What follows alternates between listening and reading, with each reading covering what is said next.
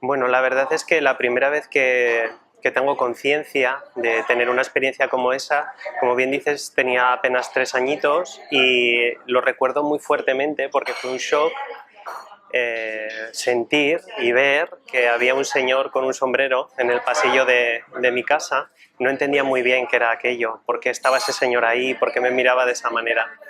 Y esa noche pues apenas pude dormir, enseguida me tapé la cabeza con la sábana y empecé a pensar, ¿y quién será ese hombre? Si me va a hacer daño, me va a pasar algo. Y estuve unos días muy extraño, no sabía si contárselo a mi madre, no contárselo, pero finalmente se lo conté.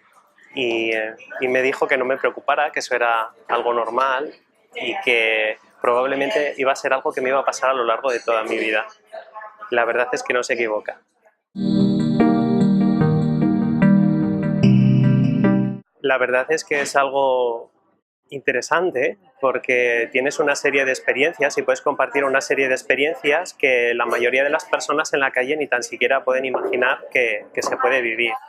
Como puede ser pues ver entes o ver personas que ya no son personas, sino que solo son espíritu y que puedas incluso llegar a mantener una conversación y te puedan contar cosas de su vida, incluso que ellos te puedan contar cosas de tu vida también. Todo esto viene a raíz de mi abuela paterna, entonces en mi familia todo esto siempre se vive de una manera muy normal, se ha hablado como cualquier otro tipo de tema y bueno, pues algo recurrente además a la hora de comer o a la hora de estar juntos, siempre compartiendo las experiencias que más o menos teníamos todos. Mi padre no ha tenido tantas experiencias como yo, él dedicó toda su vida a la relojería, pero bueno, también desde muy pequeñito empezó a ver y sentir, pero él no quiso trabajar en ese campo.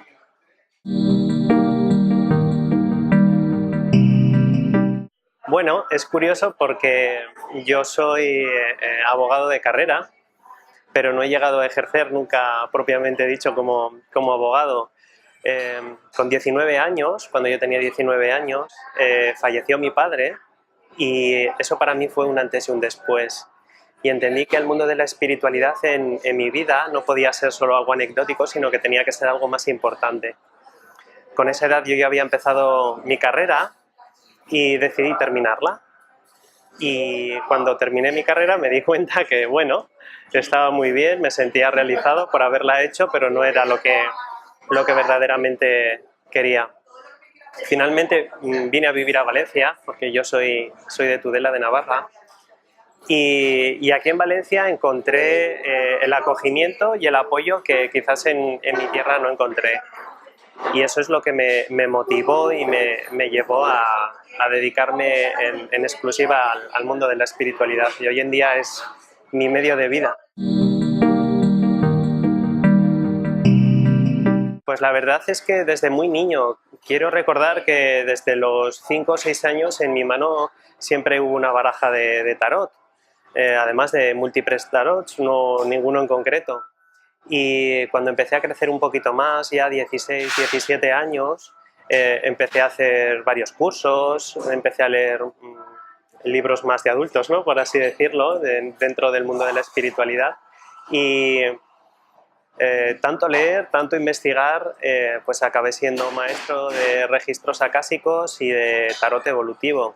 También tuve la buena suerte de encontrar aquí en Valencia una muy buena maestra de registros acásicos y bueno, me dio una serie de claves que me ayudaron mucho a alcanzar mi maestría y sobre todo a dominar mejor diferentes técnicas, no solo para mi propio beneficio, sino para el beneficio de los demás también.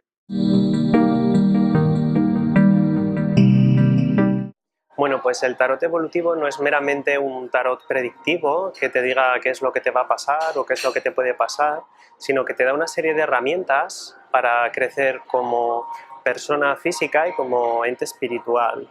Sobre todo te da también una serie de herramientas para que tú puedas aplicar en tu vida y puedas sentirte mejor, puedas vivir mejor, incluso que puedas llegar a ayudar a otro tipo de personas. Entonces es un tarot mucho más completo, más integrativo que el meramente predictivo.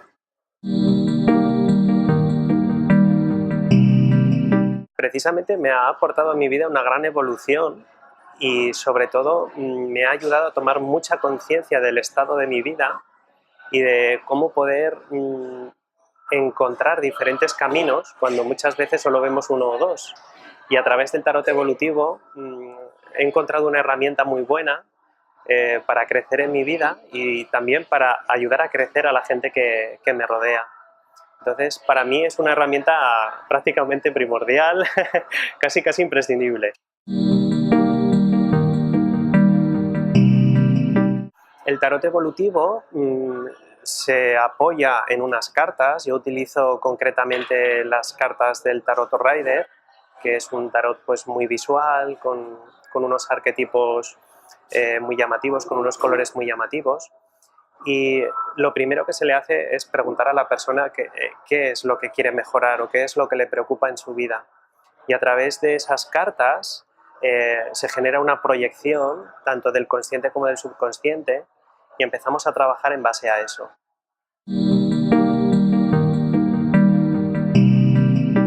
Por supuesto, incluso para los niños. Además, tener una sesión de tarot evolutivo con los niños es maravilloso porque no tienen esa razón que nosotros metemos y fluyen muchísimo más que una persona adulta.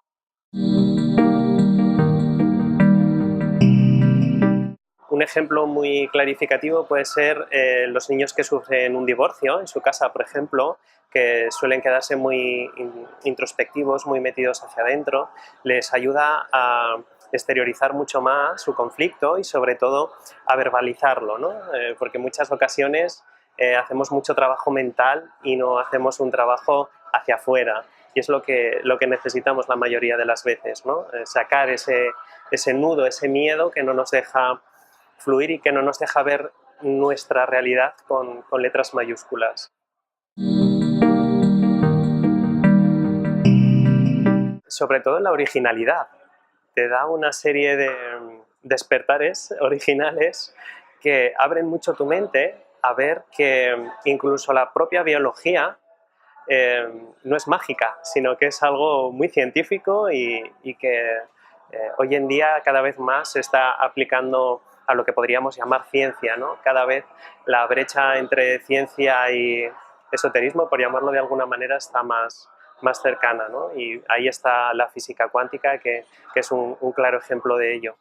Y en base a las enseñanzas de Jodorowsky, también da muchas herramientas para poder afrontar esos conflictos, o lo que nosotros llamamos conflictos, y salir adelante de una forma más alegre, menos traumática. Y creo que es importante, ¿no?, que nos demos cuenta que lo que nosotros llamamos conflicto muchas veces es una oportunidad perfecta para crecer, para avanzar en nuestra vida, y que si lo afrontamos de una manera alegre, con risa, no desde el victimismo ni desde el dolor, lo vamos a poder afrontar muchísimo mejor. Yo trabajo mucho también con las constelaciones familiares, que no vienen de Jodorowsky, sino que vienen de Bert Hellinger. Y también utilizo, como has dicho, los registros acásicos. En realidad no soy purista en ese aspecto, sino que todas las herramientas que están en mi mano, pues hago lo posible por aplicarlas en las terapias y en las reuniones que hacemos para poder utilizar todo y que cada uno, ¿no?, pues coja aquello que más le interese o más le pueda servir en su vida. Creo que es interesante que entendamos que la espiritualidad no es un camino estrecho, sino que es un camino muy amplio.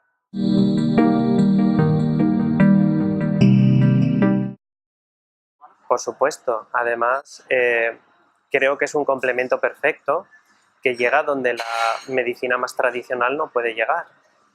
Por ponerte un ejemplo, a través del psicoanálisis un paciente puede llegar a estar 14, 15 años siendo psicoanalizado hasta que llega a una supuesta normalidad, pero a través de este tipo de terapias como complemento de esa psicoterapia, los plazos se acortan a menos de un tercio, ¿no?, o menos de un cuarto, podría decir. Y creo que puede ser algo que puede dar mucha más rapidez y sobre todo que puede dar mucho más tranquilidad y mucha menos necesidad también de tomar una serie de medicamentos que a veces se puede solucionar sin tomar nada.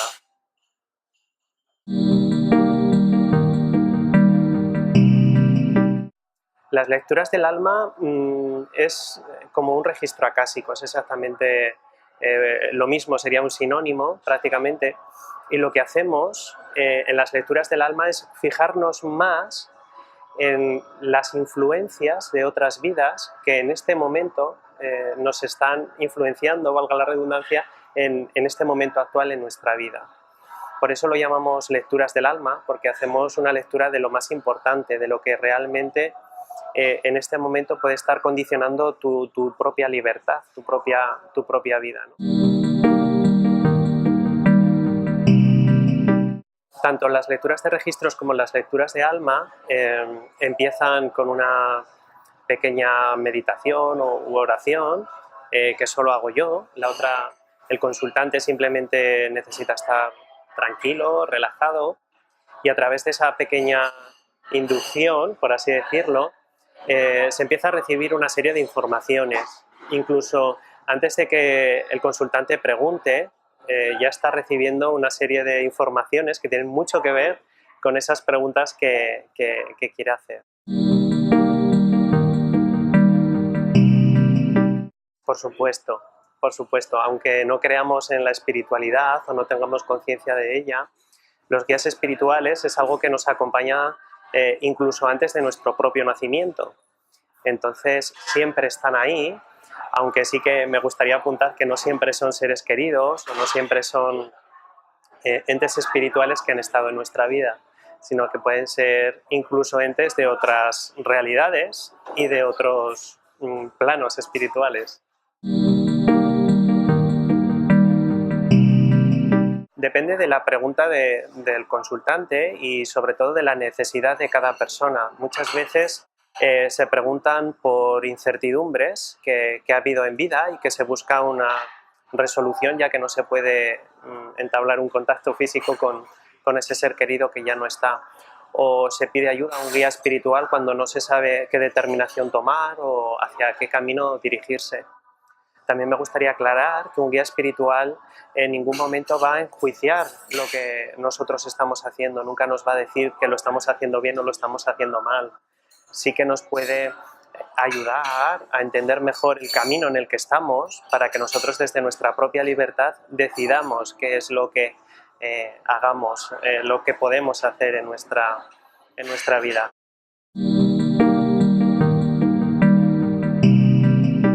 Bueno, la bola de cristal puede ser como una carta, como un vaso de agua, unas piedras. En realidad es algo que te induce a esa meditación, a esa focalización de conciencia hacia esa parte más espiritual.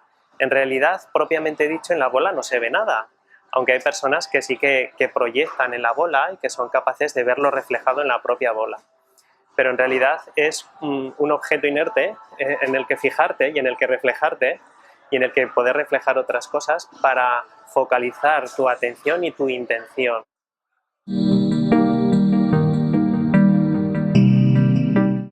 Bueno, la verdad es que es una buena herramienta porque te da la posibilidad de evadirte de todo lo que te rodea y de focalizarte mucho a través de la vista. El ser humano por naturaleza es muy visual. Entonces, cuando estamos viendo un objeto en concreto, como puede ser la bola de cristal o puede ser incluso un mandala, nos induce mucho más a estar relajados, tranquilos y sobre todo a dejarnos llevar un poco más por todo eso. Yo recomiendo el trabajo espiritual para que la persona tome la conciencia de que puede vivir mucho mejor. Y que la espiritualidad no es algo que condiciona su vida, sino todo lo contrario, es algo que le ayuda a vivir mejor. Yo no entiendo una espiritualidad que no te permite hacer cosas, sino todo lo contrario, una espiritualidad totalmente integrada en la sociedad en la que estamos. Es muy cómodo decir, ¿no? Lo ideal es que medites 1 hora o 2 horas todos los días, pero en el tipo de sociedad en el que vivimos es prácticamente imposible que eso pueda pasar. Ni tan siquiera yo mismo, aunque me dedico en exclusiva a esto, medito 1 hora diaria. pero hay muchas formas de meditar en nuestro día a día y hay muchas formas de ver que la espiritualidad nos acompaña incluso hasta la hora de tomarnos un café o simplemente a la hora de darle un abrazo a una persona. Y cuando ponemos esa conciencia espiritual a las cosas más sencillas de la vida, nos damos cuenta de que es algo que nos acompaña, pues como te decía, desde antes de nacer, como nuestros guías.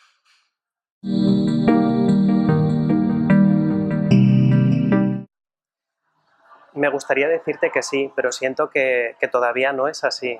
Se está haciendo una comercialización muy grande de la espiritualidad, se está viendo que es un negocio más, como lo podía haber sido dentro de otro tipo de religiones o de sectas, y de alguna manera se está intentando vender el producto espiritualidad, pero en realidad la espiritualidad es algo que no se puede vender.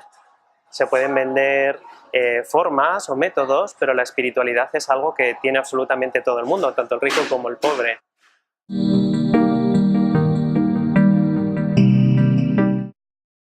Bueno, creo que se están dando pasos, como puede ser el que haya ciertos programas de televisión, una plataforma tan buena como esta, como YouTube, gente como tú, ¿no? que hace entrevistas como esta, creo que es interesante.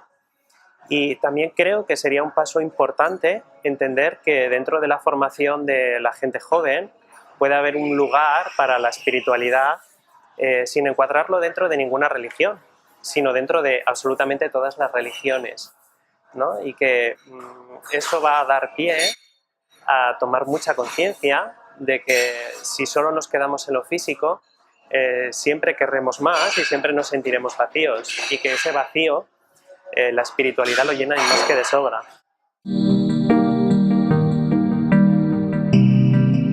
Sí que me gustaría decir que creo que es interesante que hagamos lo posible por entender que no necesitamos hacer ningún tipo de curso, no necesitamos dedicarnos en exclusiva a la espiritualidad para ser espirituales ni llevar una bandera. Simplemente entender que es un trocito más de nosotros y que si está ahí no es para molestar ni para condicionar nuestra vida, sino todo lo contrario, para ayudarnos a vivir mejor y a llegar a entender estas realidades y otras.